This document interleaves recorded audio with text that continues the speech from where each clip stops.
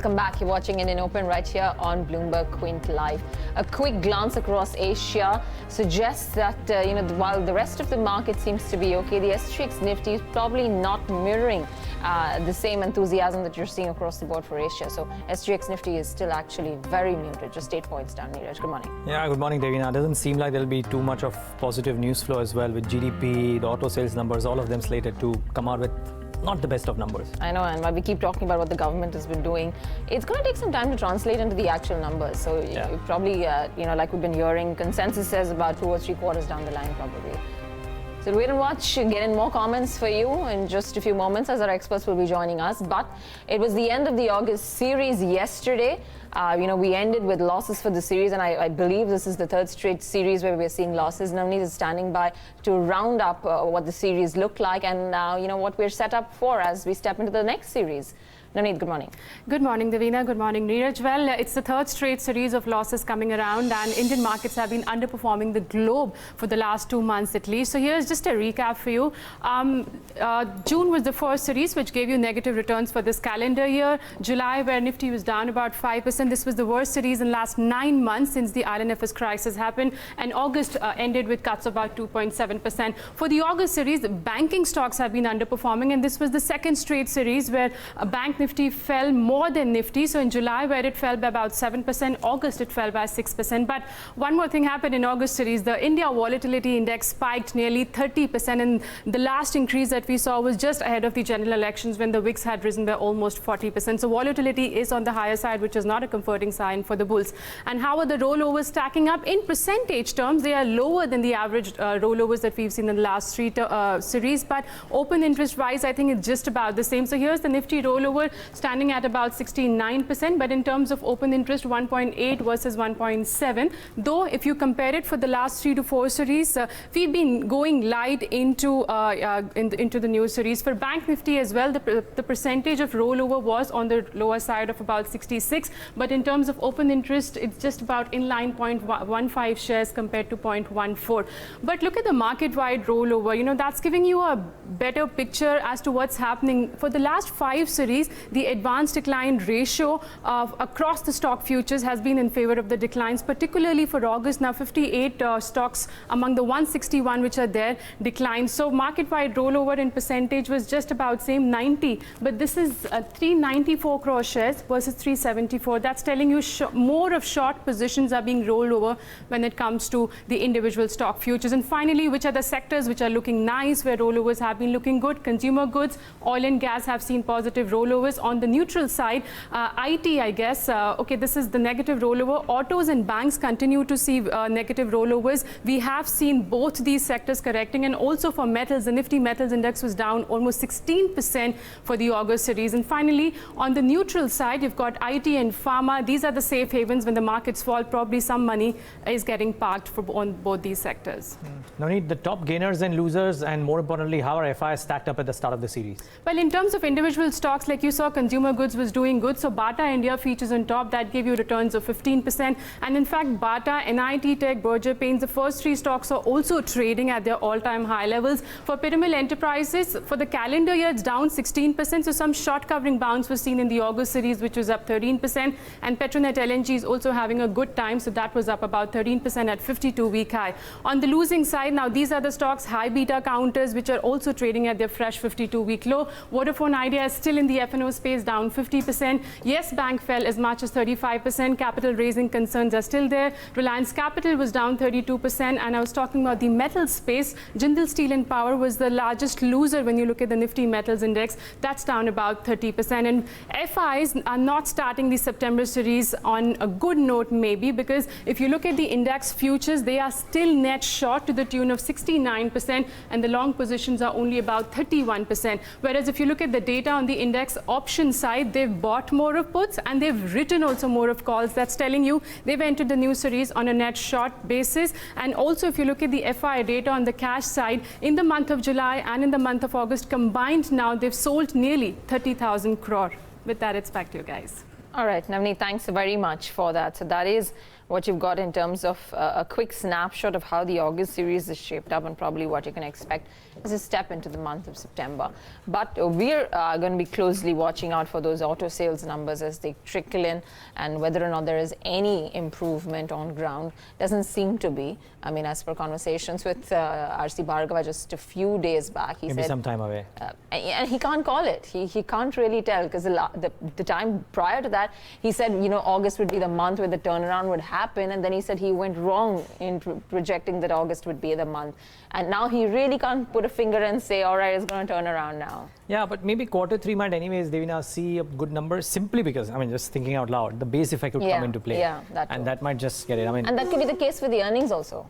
When they start to actually see some amount of increment on the back of a lower base. Especially for the NBFCs and for the auto space as well. Yeah, the earnings and the auto sales numbers, all of which could look pretty interesting. But today, one is auto sales numbers, which will come out on the weekend. Gaurav Finance is interesting. Whether once it gets sold out, does it become a buy or no? I think that is something that we should focus on. Very expensive stock nonetheless. Still, yeah, but let's wait and watch, because it's corrected and it will correct today. Maybe there could be something there. And then more importantly, the SL Group stocks with one more deal that they've struck. And it's surprising because when they did the original deal, and they spoke about the fact that they're going to sell some of their power assets, it was a big question mark, because how can you get a deal done so quickly? So quickly, but they've done that. And they pulled it off. So probably, that's something that may go down well. Yeah, it's a pertinent point, and we'll get our research team to talk about all of those news flow in just a moment from now. But Avinash, Gorakshakar, Head of Research at Joindre Capital Johnson. Let's talk about all of these in order. Avinash, good morning. Thanks for joining in.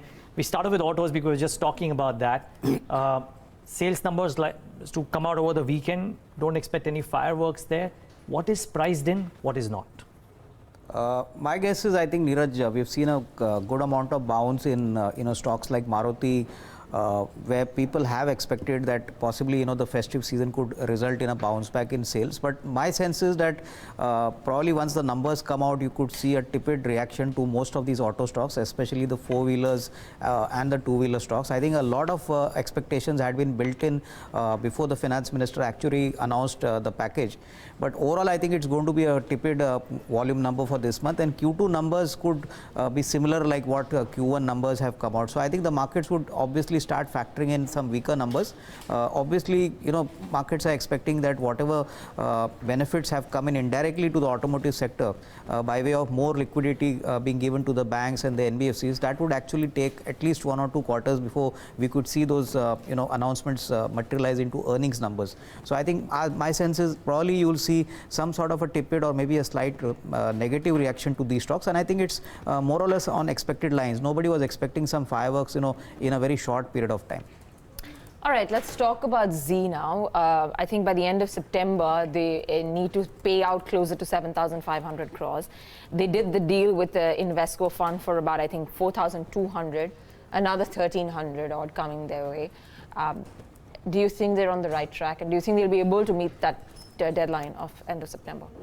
See, I think clearly they need to obviously, deliver on the timeline what they have promised. I think the markets would obviously like the fact that by September end, as promised by them, they could possibly repay the entire 7,500 crores.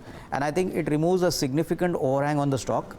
If you see the Q1 numbers have been reasonably good on the subscription side, on the advertising side. Hopefully, I think these numbers could possibly stay a little moderate, considering that overall macro numbers have not been great, FMCG spends have been limited. But I think this fact goes that once the promoter money comes in and they're out of this pledge share issue, the stock could definitely see a decent bounce, and I think then re-rating would depend on how the overall core business takes off. But overall, I think it's a decent effort by the management. The markets would definitely give it a thumbs up, but clearly the balance 7,500 crores is going to be a key element which the markets should closely watch. Okay, Avinash, stay on. Z is one. There are a bunch of other stocks. We'll talk about all of those. Let's get in our research team to talk about all of those key movers. As we said, SL Group and Z is a keyword.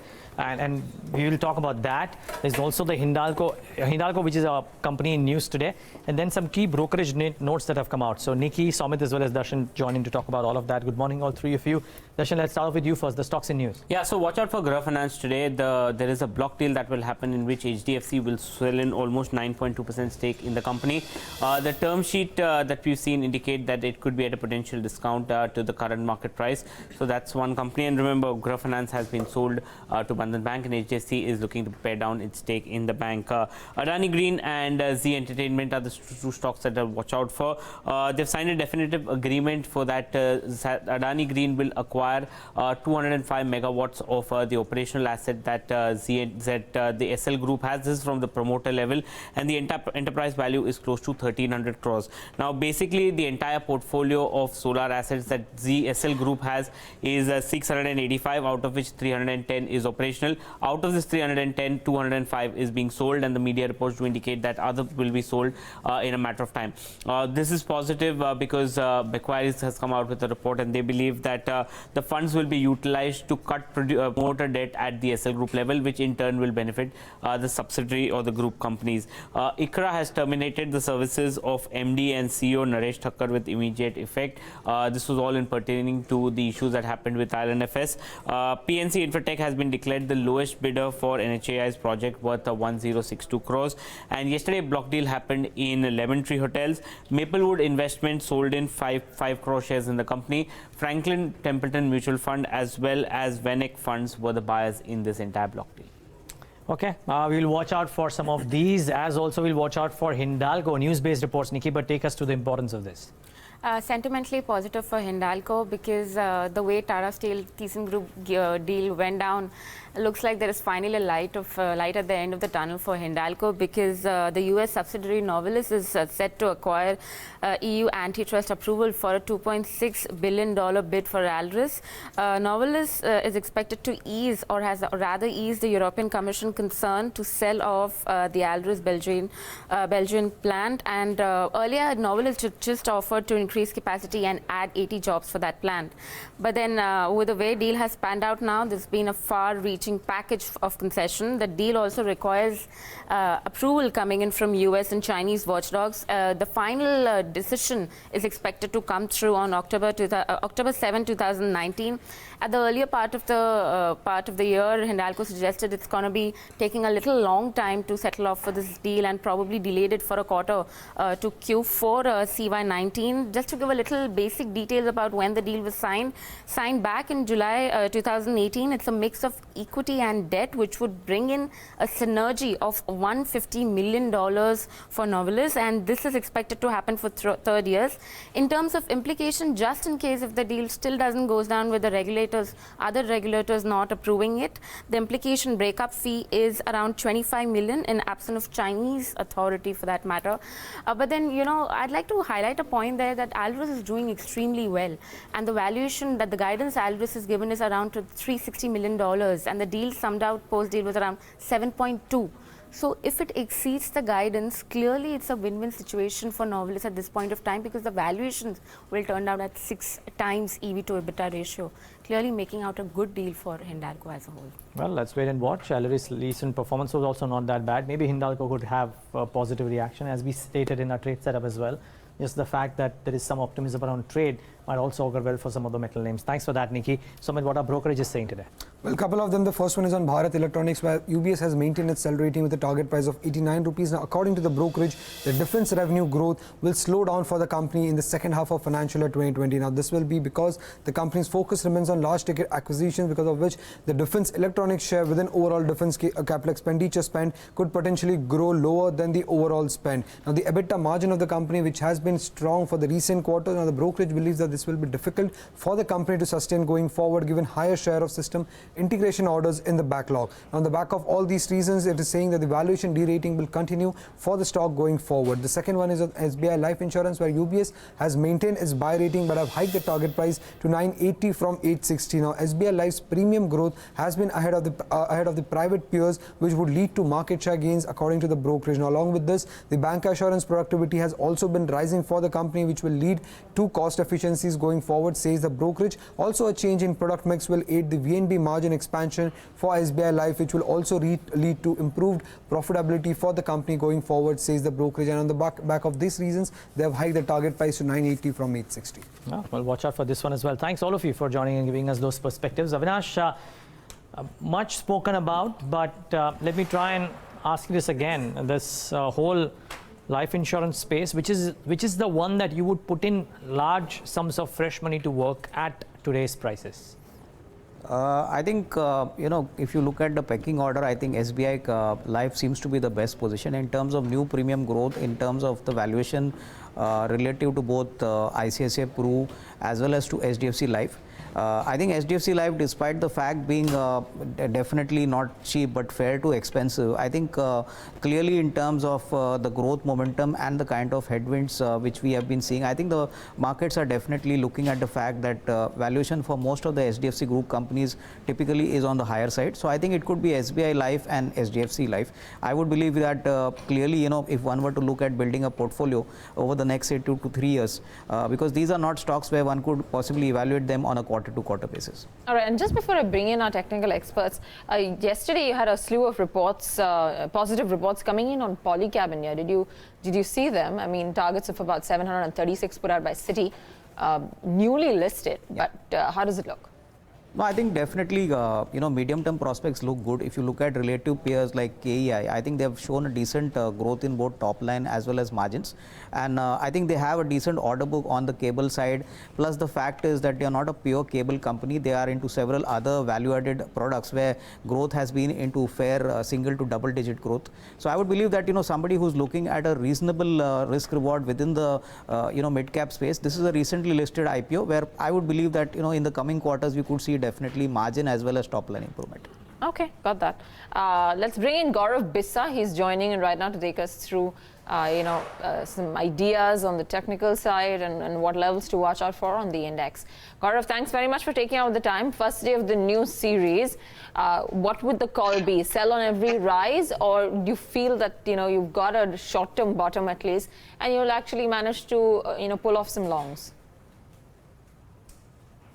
Good morning. It feels like deja vu, or rather, it feels like a movie that has been rerun on multiple times. We are still stuck in the range. Many times we have seen, and we have had a discussion how the Nifty would pan out, and the answer would still remain the same. 10,800 is acting as a support, 11,150, 180 is acting as a dead trend. So Nifty is range bound, and it is going to remain so at least for next 3 or 4 trading sessions. One can buy, since we are trading near the lower end of the range and it towards 10,900. Can be bought, keep a 40, 50, 60 point stop loss on the upside. 11,050 to 11,100 is what we would be expecting. This would be not an intraday call, but maybe for the next 3 or 4 trading sessions, this is how Nifty may pan out. We have seen that barring yesterday's move, that can be attributed to the rollover action as well. But if you remove yesterday's move, then more or less we have been hinging around 11,000 mark quite firmly. So in my opinion, we can see some more upside going ahead, but I would not be playing for larger targets. And a dip is what I would be looking out for. If somebody wants to create shorts, 11,120, 140 is what is a good level that we had also advised to our clients that one can start initiating short at these levels. If you look at the option data, even that would suggest the same thing, that the Nifty is more or so broadly in a range of 300, 400 points. Okay. Got that. Let's talk about individual stocks then. How would you position? The first recommendation would be on Glenmark, where you've seen the stock has been finding some supports at levels of 376, 75. The rollovers are not exceedingly well, but having said that, it has been gaining grounds on the cusp of a decent breakout sort of. One can keep a stop loss of 377 by September futures. Target would be 392. Second recommendation would be on United Spirits McDowell, where we have seen a broad phase of consolidation has been finished. As far as the yesterday's closing is concerned, it has been trading in 570, 610, 40 point range. So if the current level is sustained, then a strong move towards 640 next 2 or 3 trading sessions cannot be ruled out. Stop loss of 608, one can buy September futures. Okay, we'll watch out for some of those stocks as well. And before we get in our Bloomberg Edge, just one quick word, Gaurav Bissa, on the stock of the last 2 days. RBL Bank down and out day before yesterday, a bit of an uptick in yesterday's session. What's the trade here? To be honest, I generally avoid, and we have had a similar discussion, that the stocks that have been plunging day in, day out, it does not make sense for anybody to be in the name because it's difficult to gauge when the stock will fall 10%, 15%. I would not look at it that there's a 3% or 4% jump from the lower levels or even a 7-8% jump from the lower levels. The trend is still very weak. The trade here would be if it goes back towards the level of 340, that is the crucial resistance or the immediate resistance. At those levels, probably one can again try to initiate short position and one can again expect a dip coming in the name. The trend is not positive. I'm not seeing any sort of base formation. Rather, I'm not even seeing the stock spending even 3-4 days at a single price point. So in such scenario, it is best avoided. It is going to be extremely volatile. It's corrected a bit. It's best avoided. Play with options. Even if you want to play for a downside and upside, play with options. Avoid futures. But at the current price, I'm sure it would not be on my radar. Okay, got that. RBL Bank then the last 7 days though has depleted about 14%.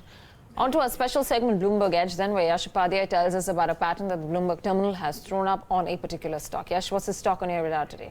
Morning, Avinash. So we are looking at Bharti Infratel, and it was a big mover in yesterday's day of trade, up almost 4%, with volumes too being higher than what its 30-day average is. And on the back of that, it has managed to cross above the trend line, which is a proprietary Bloomberg indicator. Like we always do, let's first try and understand what the trender indicator is. It basically, uses the average true range for the purpose of calculation, and it generates a buy or a sell signal, and also helps you manage your stop loss. How do you interpret it? You basically go long when the trend line changes its color from red to green, and you go short when the trend line changes its color from green to red. When does this change in color happen? When the stock price manages to close above the mark of the trender, which is the trender line. And in this case, in Bharti Infratel on the daily charts, the trender line was at the mark of 255. The stock closed at about 258.5, crossing over the mark of the trender, and has given a positive crossover. We've seen that it has been consistently in a downtrend, going from the levels of almost 320 to as low as 250. But for the last few trading sessions, it has been in a consolidation phase, and then we saw this big move yesterday with volumes too being supportive. On the other hand, as far as the weekly charts is concerned, what we've seen, an important observation, is the fact that even though the prices have slowly and steadily slipped from the higher level, the RSI has formed a bottom around the mark of 40 and has given a big divergence on the positive side as well. So if you take a look at the price, how it has behaved, it's gone from the levels of close to 260, 275 to 250, and the RSI has remained steady at the mark of around 40. And then with the big move that we saw yesterday, it has given a positive crossover. The 55-week week exponential moving average, which is the pink line over here, that should be something that could be tested, but this is only a minor bounce in a longer term downtrend for the stock. And all right. I was just wondering, past history suggests how effective is this trade, Yash? So Neeraj, 2 out of the last 3 times that the trender has given a positive crossover. On an average, the stock on a closing basis has managed to gain close to 5%, which brings it around 271, 272. Well, that's not a bad hit. Let's wait and watch. Hit trade, I mean. Let's wait and watch what happens. Yash, thanks so much for bringing us the Bloomberg Edge. Bharti Infratel out there. We'll talk about it fundamentally too. But first, since we're on the topic of technicals and trade, Shubham Agarwal, CEO at Quantsapp.com, joins us right now with his thoughts. Shubham, great having you. Thanks for joining in. First day of the new series. What's your advice? What's the index strategy? Hi, good morning, Neeraj. If you look at the broader index, the very interesting data point, at least for the next weekly expiry, is that if you look at the OI behavior, the OI has a cluster around at the money, which clearly states that we have a long weekend ahead. Plus, the overall Nifty has been consolidating in the range of 200 to 300 points. So I think the consolidation will continue, and we are not really looking for any breakout in either direction. For the very short term, I think 10,800 stands as a good support, but we might have a temporary decline on the Nifty towards that level. And once around 10,800, then it will be a good level to actually go and accumulate some of the stocks or take a bet on the index. But for now, maybe for option writers, it's a good time to actually go ahead and make money from the theta decay. And 11,000 being the base, people can look to write some options. So broadly, we are just looking for a consolidation of 200-300 point plus minus around 11,000. Okay, so maybe not the index, specific stocks might be the order of the day. Gaurav reiterated that as well. Shubham, what are the stocks that you're recommending for the session today? So Neeraj, 2 stocks and obviously a mixed strategy. One is on the buy side, the other one is on the sell side. So for the first idea is a buy on Aurobindo Pharma.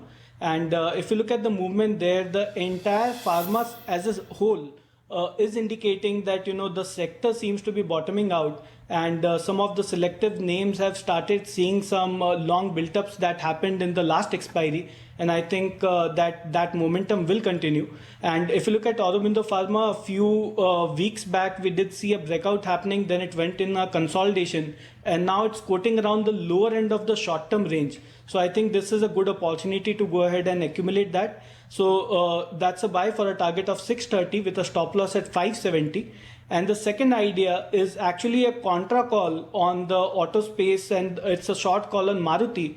If you look at the derivatives data, the stock is still in a short covering cycle, which clearly means that every time we are seeing a rally happening in the stock, the overall OI is going down. So this is saying that this is more of a short covering rally rather than longs getting built, which is indicating that the medium term trend still remains bearish, and we are getting an opportunity to go in short at a higher level.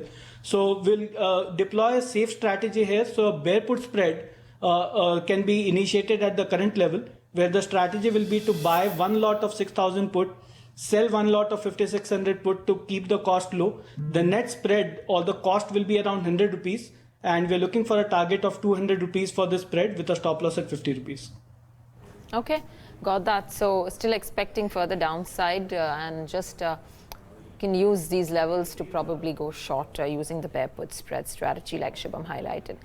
The other pocket that was a little bit active in yesterday's session, and I want to pull up an ITI Limited, MMTC, Dredging Corp was up about 7.5% yesterday. So it looked like some of these names got some attention in yesterday's session. Any PSU names that look attractive from at least a trading standpoint, Shubham? Devina, good morning. If we look at the stocks that you just named, I think among them MMTC is something that I would still prefer because the short-term chart at least looks quite promising for an up move of to the level of 23 to 24. So I think ITI and rest of the stocks are still just a temporary pullback, but MMTC might continue its upturn.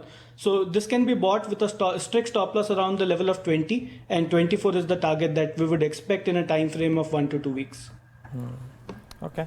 We'll see some losses to Growth Finance likely today. Avinash, post the deal, what would your call on the stock be? Expensive stock, but might come down, has come down already. What do you do here fundamentally? No, I think, Neeraj, the valuations definitely look pricey, and I think you could probably see, now since the deal is done, I think you could probably see a little bit of tepid reaction to the counter.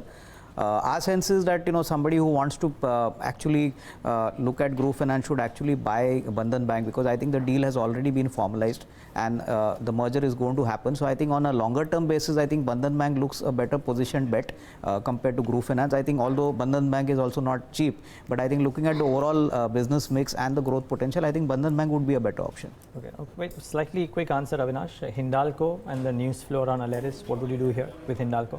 I think Hindalco should obviously open positive, but I think the contours of the deal and the regulatory approval, I think that would be key points to watch out. But definitely, I think we've seen some traction yesterday, and that momentum should continue today. But are you a buyer in Hindalco generally at these valuations? I think Neeraj, we will prefer to wait for at least 1 or 2 quarters, because I think metals prima facie numbers have not all been great, and I think probably post September we could take a positive call. Nonetheless, they still have to go through the approval pipeline in US and China to see whether this can move forward or not. But in any case, the initial positive that's coming in for Novelis. But 40 seconds left to go for market pre-open. Let's quickly turn our attention towards what the SGX is doing. Rest of Asia is holding on to its gain, but SGX looks like it seems to be losing out a little bit more. So the morning check was about 8 points under. Now it's about 20 points under for the SGX Nifty. So 10,988 is where it's currently trading at. Watch out for all of the names in today's session. Autos will remain in focus, so keep an eye out on what's been happening there. Bharti Infrastructure, which was yesterday's big gainer, whether it can carry forward those gains in today's session. And the Bank Nifty. It's crucial to watch out for what the Bank Nifty does. The series gone by has been particularly brutal, 2.76% under for the Nifty Bank. Market pre-open up on your screen, so about down closer to fluctuating a lot. So really can't take put a finger as to the actual opening pre-open. Right now it's positive, but we'll wait till this consolidates. For the Sensex as well, we've opened slightly positive. Taking a look at individual stocks and the moves thereabouts, what's been making a bigger move this morning on the upside is a power grid, Tata Steel, Hindalco. So metals are doing well. Then you've got M&M, which is up closer to 1.3%. Yes Bank 1% higher, ICICI Bank 1% higher, Vedanta, JSW Steel, we spoke about that one. Z, that's moved up about 365 on the stock now. Hero MotoCorp, HDFC Bank, Wipro, Tech Mahindra, all of them doing okay, but marginal gains, not the quantum of gains is not all that high. Losers, you've got UPL down 3/4, Bharti Airtel, Cipla, and you have about 10 or 12 stocks which are trading under, but again, not very hefty cuts, just marginal. 71.75 is what you've got in terms of the currencies. So there's a marginal improvement, marginal strength that's come into the rupee. Yeah, interestingly, the SL Group stocks haven't quite reacted. Z is very muted on the back of this deal as well. And Dish TV, I would reckon, will not be setting the stage on fire. Yeah, it isn't, just about 0.5% are in trade. What's doing well? PNC Infra, slightly illiquid stock, but they declared L1 for a very large order. Looking like reacting positively today. Let's wait and watch. Also important to highlight what RBL Bank might be going through again in the session today after 2 days of fairly choppy and volatile trades. In today's session, for now, lying absolutely flat. Let's give these rates a chance to stabilize, and then we will probably talk more about them. Gaurav Finance is the other one that you should keep an eye out for. For now, what a couple of percentage points higher. Let's see a couple of I think there's a block deal notes. that's already happened at about 247 rupees. On the block deal window? Yeah, on the block deal window. Okay, so that is one. But the point was that from a secondary market perspective, I think I read a couple of sales notes which suggested that with this overhang out of the way, they might be inclined to go out and buy Agarwal Finance as well. Let's wait and watch. Avinash believes, of course, it's expensive and maybe Bandhan is a better stock to buy. So keep that in the back of your mind. But yeah, as Devina was saying, the deal contours on your screen as well at 247. The block deal has already happened. The bond deals just very quickly should come up on your screen once, and let's see what the bond deals are up to. 6.57. Well, 6.4 was when the transfer happened. At 6.57. That's quite steep move. Yeah. On the other side for the bond yields as well. And it's hardened also over the last, just the last 5 or 6 yeah, days. since the announcement has happened. Anyways, that and more will be in focus. We'll talk about all of these with our guests. But banking stocks, while they've had a very disappointing August series, with the Nifty Bank ending the series with losses of 6%, all but one stock in the Nifty Bank posted a series loss. But what are various brokerages making of the fall in the stock prices? Darshan is here to take us through some of the house views today. Darshan. Yeah, so there are three brokerages that have written on banks today. First of all, it's Morgan Stanley, which has cut the target price for both Axis Bank and SBI. On Axis Bank, what they say is that the target price is 975 from 1100, and what they're saying is that they've cut the EPS estimates for this year and next year by 8 to 10%, and that is on due to higher credit cost. For SBI, what they're saying is that they've cut the target price to 330 from the earlier 390. They're saying that they're cutting the numbers to reflect higher asset quality strain, and they say that the pickup in downgrades and defaults in India imply that the NPL outlook for SBI has become tougher. Bank of America Merrill Lynch is saying that they are slightly positive. They are saying that the NIM risk for banks is probably overblown at this point of time. They recommend buying HDFC Bank and SBI. SBI is best placed according to them because its superior liability profile, and HDFC among the private sector banks is best to defend the NIM in the medium term. They are also bullish on IndusInd Bank, and they say it has an ideal combination in type of a rate cut if that happens. Macquarie says there is new stress emerging and should delay the pace of credit cost normalization. Retail asset cycle should be fine. Life insurance, they are bullish. They see that the growth is the sector is showing strong VNB growth, and HDFC Bank, ICICI Bank, and ICICI Pru Life are the top picks in this sector. All right, Darshan, thanks very much for that.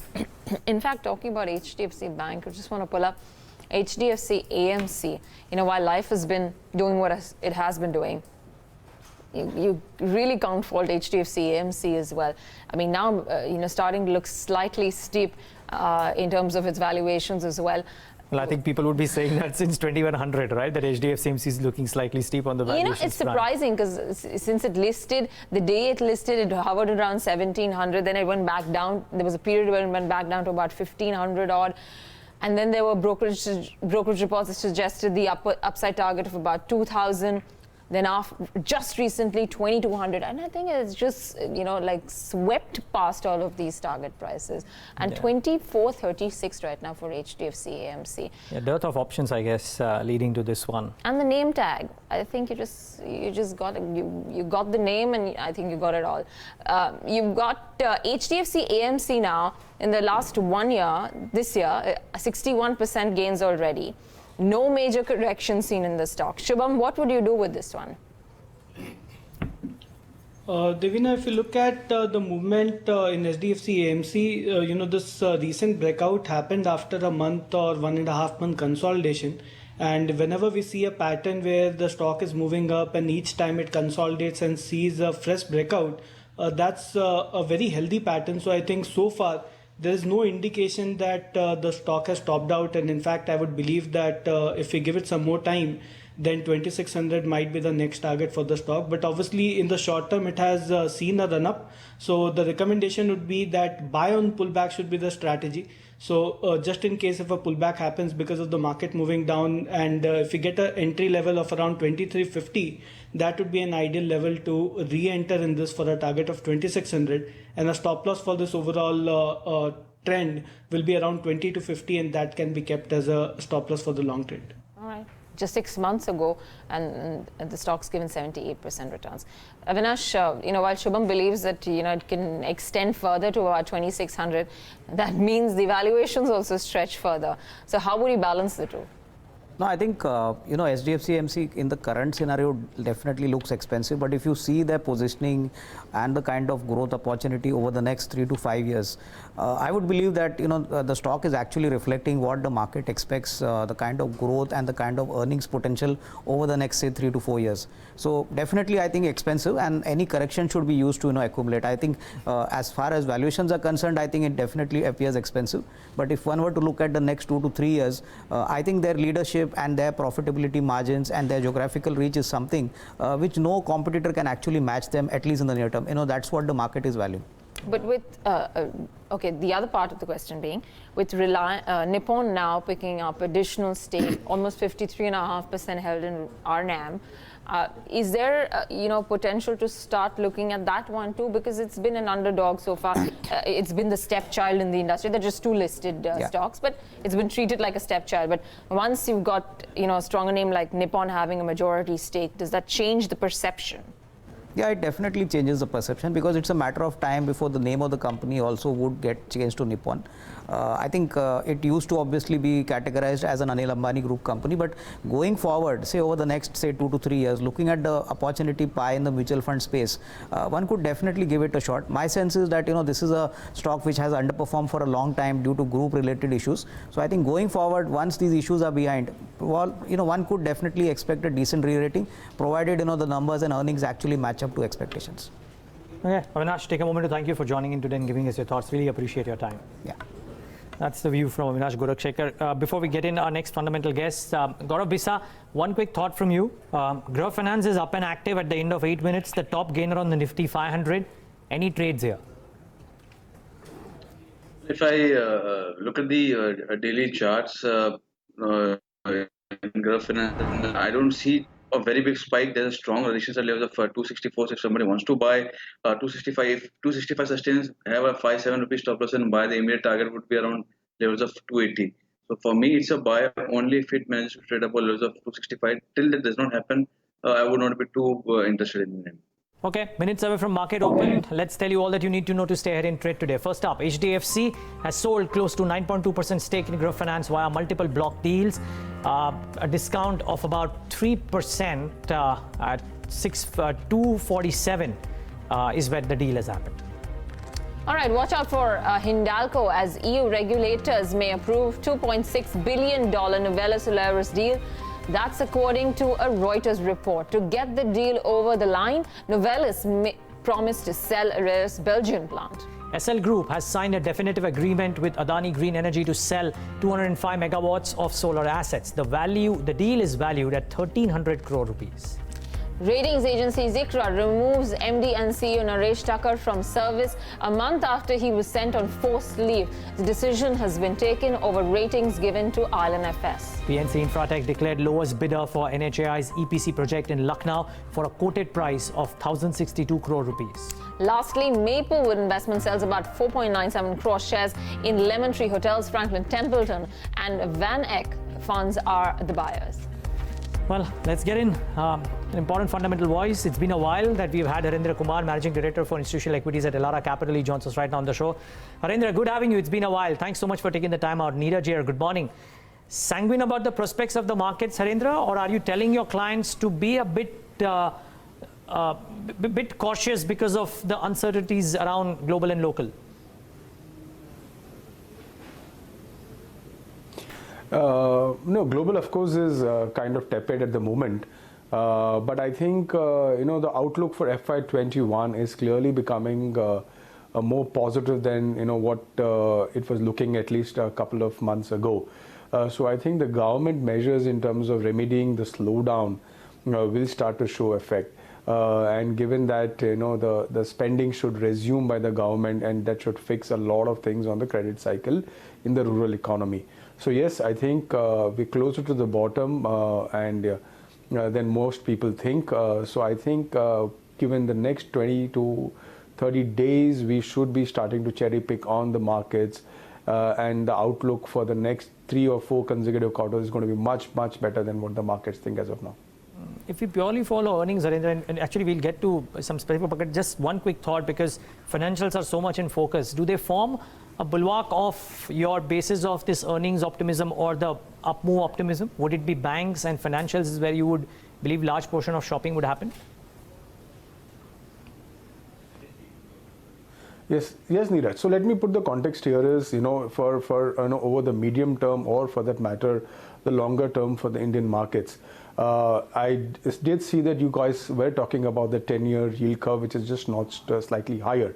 But I think that is some big lead economic indicator that we should be watching very, very closely. So whenever it has pierced 6% on the lower side, be it 2004, 2009, 2013, 14, and the demon, we've had explosive rallies in the ensuing 18 to 24 months after that. So clearly a 10-year bottoming out is the end of the recession. Now, again, along with that, you need to have a complementing credit cycle as well.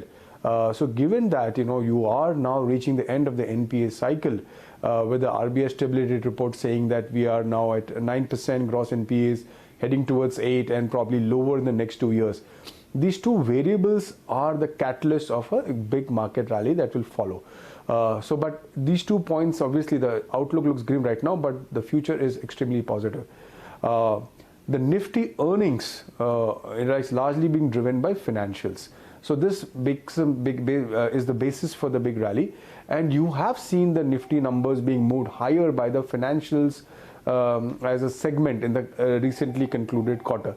So I agree with you, financials should be a large portion of your portfolio, given that we are entering a very large beta trade opportunity over the next 6 to 8 months. All right, Harendra, stay on with us. Lots more to chat with you about, but let's quickly get in those top trading ideas from our experts who are joining in, who are with us. Let's start off with you, Shubham Agarwal, your top call for the day. So Devina, the top call for the day will be Tech Mahindra, and if you look at the placement there, we had a breakout in the last trading session, and I believe that momentum should continue. So Tech Mahindra is a buy for a short-term target of 710, and a stop loss can be maintained at 678. Okay, Gaurav, Bissa? For me, it would be United Spirits, the kind of data, the kind of breakout that has seen after consolidation. And this being Friday, I think it will have more buyers. So on that premise, I think McDowell is one that I would be going with. Gaurav, 10 seconds. Are you trading the Bank Nifty at all?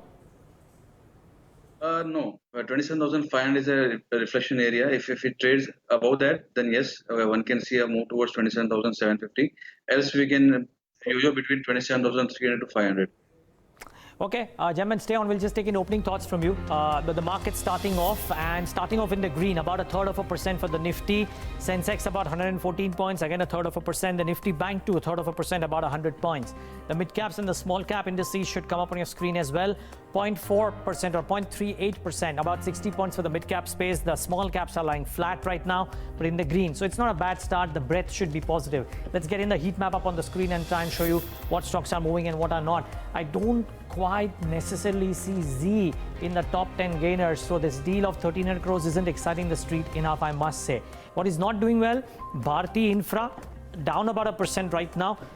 Sun Pharma marginally lower, HCL Tech marginally lower, Tech Mahindra marginally lower.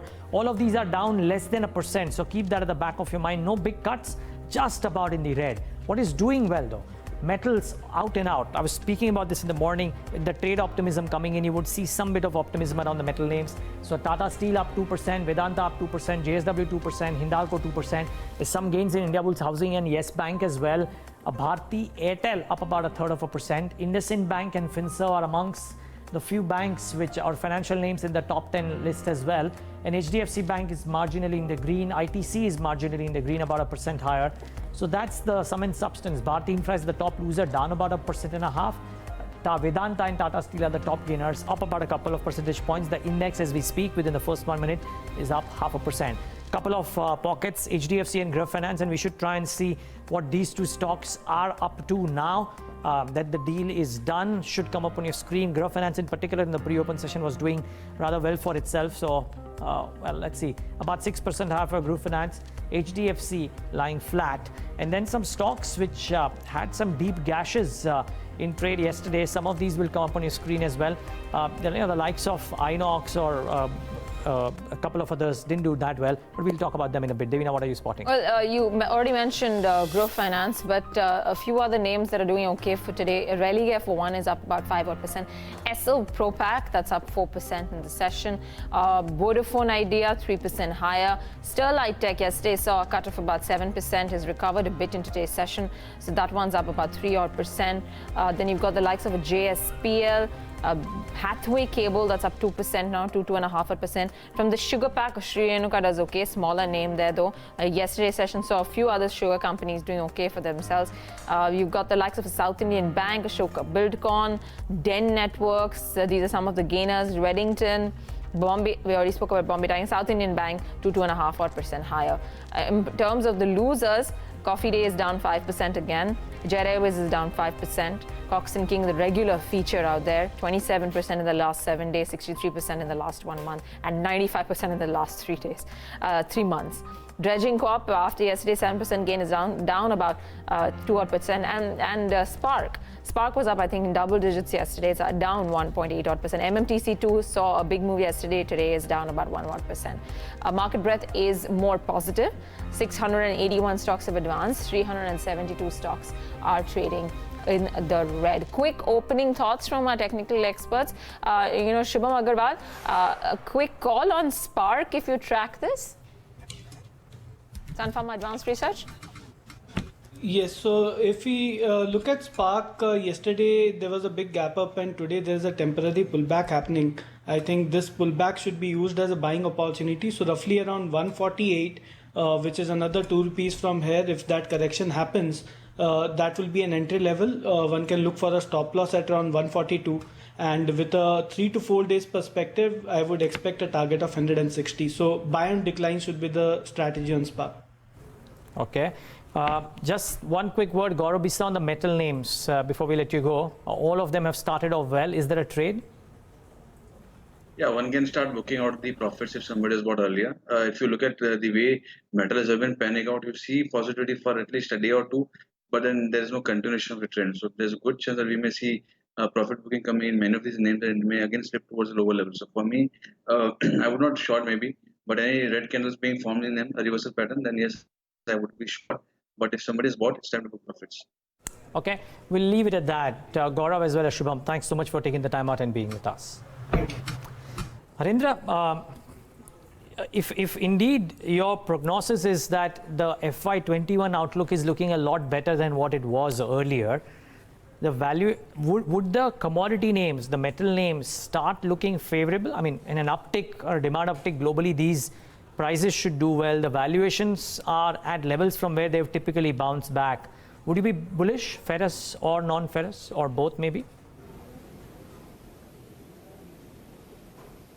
Metals not at the moment, because typically the leading indicator trends on metals are set up globally. India seems to be following that in the historical cycle. So as of now, that construct has on a structural level not played up or is not there. But yes, in terms of a beta trade, in terms of be it financials, infrastructure, or some of the cyclically sectors that are hitting a bottom in terms of cap goods, they will see a big reflationary trade going ahead.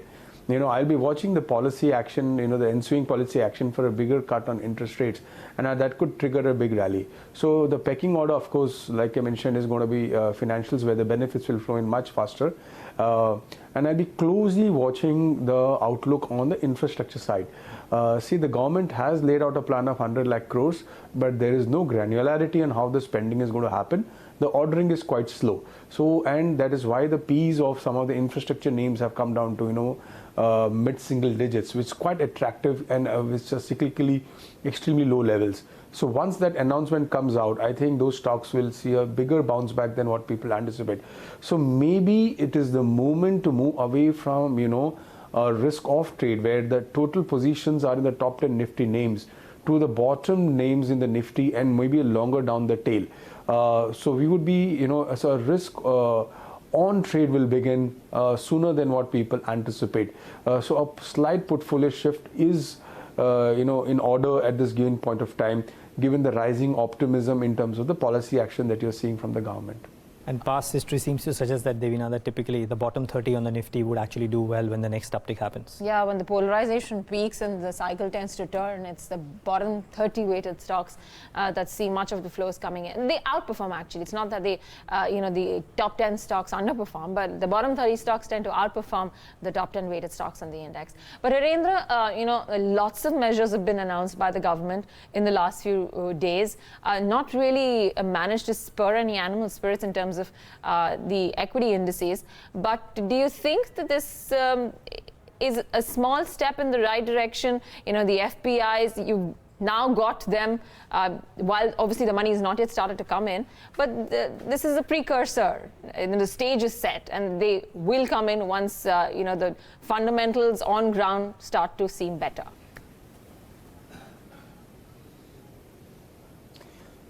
Yeah, absolutely. I think, so what the market is also telling you that the FPI surcharge was not so large as what the media made out to be. Otherwise, we should have seen a sharper bounce back or the money flowing back quickly. It is more in terms of the consumption slowdown that is driving the sentiment. So I think as that gets to start to fix itself, you should see the flows coming back. I think the yesterday's, the couple of days ago, the loosening of FDI norms is a big positive. Though it's a little long-term in measure, but in terms of how India starts to play its role in the global value chain, supply chain of goods to exports, I think it's a well-thought-out policy move. It has long-term implications in terms of how FDI will behave. So I think that measure is good. I think the market is also looking out for the real estate package. That is one. And second, I would be more keen to understand on the outlay for infrastructure. With these variables on and a rate cut, I think the markets should start to reflate itself to more respectable levels than where we are today. Harendra, I take a small offense to that. It was not just media, if you're calling it media. It's social media was agog with people from the market talking about how the FPI surcharge needs to go away for the animal spirits to return. So I take a small offense to that. Social media was equally responsible. You and I both know that.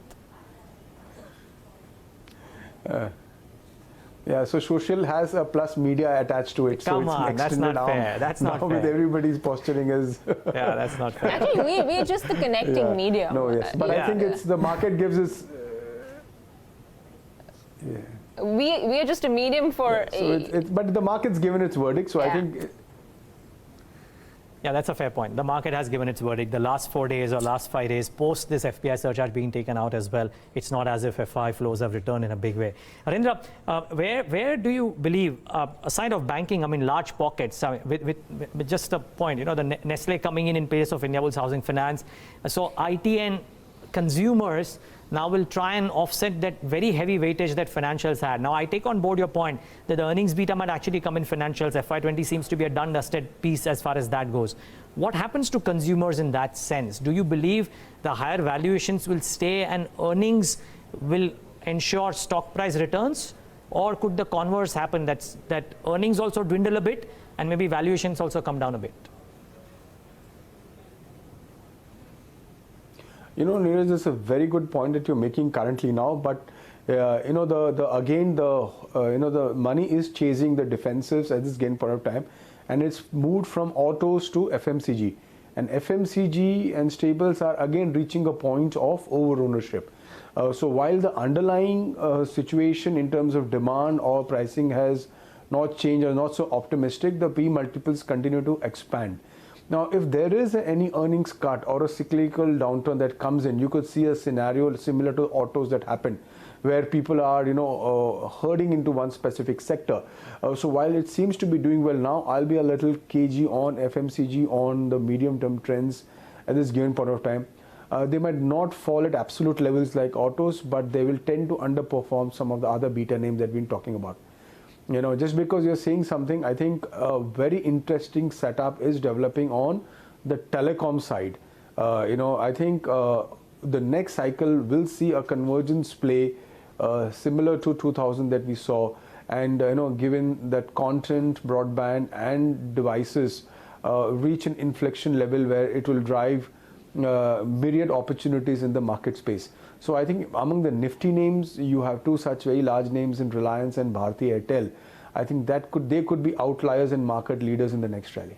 Okay, you know, got your point, Harendra, but I want to go back to your previous point when you were talking about consumption. And I think one particular pocket that has probably managed to skirt the slowdown has been the paint industry last quarter as well. And you know, if you have to split that, while the industrial segment has not done all that well, they've actually more than compensated for that from the decorative side of the business. And that's the segment that's actually lending support. Volumes have grown between 15 to 16% for all of the major players in the decorative paint segment. And also the fact that, you know, managements are confident that they will grow on an annualized basis at the rate of 15%. Is that something that encourages you to probably look at this pocket? Yeah, see, obviously with Housing for All and the increase in the new product segment that they're entering, I think the very other variable that's going to catalyze their earnings is the fall in crude prices. So we're also entering a phase where the crude is going to be extremely benign. So all the deflationary trends in terms of OMCs or for that matter paint companies will be big beneficiaries of fall in raw material prices. So the tailwinds for paint companies exist, so I tend to agree with you. But these are large structural trades, so you know, and the ownership patterns in these companies don't change much. Yes, so it's a place where you continue to own and stay put.